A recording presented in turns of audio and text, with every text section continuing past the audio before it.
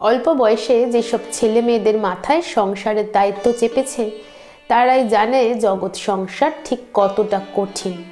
সাশ্রয়ী সমার্থক মানুষের কাছে কৃপণ, অথচ অল্প রোজগারে সবার চাওয়া পূরণ করতে গেলে সাশ্রয় করা ছাড়া উপায় কোথায়? যেসব ছেলেমেয়েরা বন্ধুদের সাথে রেস্টুরেন্টে না খেয়ে একা বেরিয়ে যায়, আমরা মুখ বেঁকিয়ে বলি, দেখলি ও কেমন।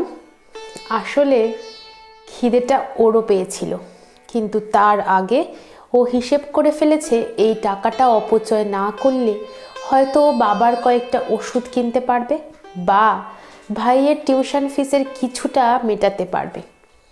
আমরা যখন গাড়িতে উঠতে যাই আর একজন বন্ধু বলে আমি হেঁটে চলে যাব, আমরা ভীষণ বিরক্ত হই, তাই না?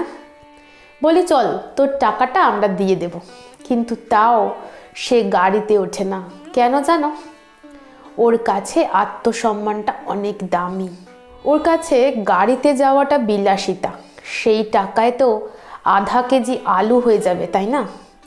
আসলে আমাদের যাদের বাবা মা বটবৃক্ষের মতো মাথার উপর আছেন, সংসারের গোলকধাঁধায় আমাদের ঢুকতে না দিয়ে নিজেরাই সব সামলে যাচ্ছেন, তাদের পক্ষে সংসার শব্দের যথার্থতা বিশ্লেষণ করা এক প্রকার অসম্ভব।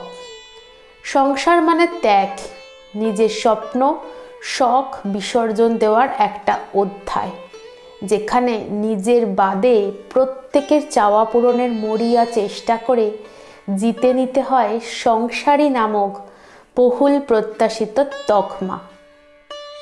কলমে শ্রাবন্তী মিস্ত্রি।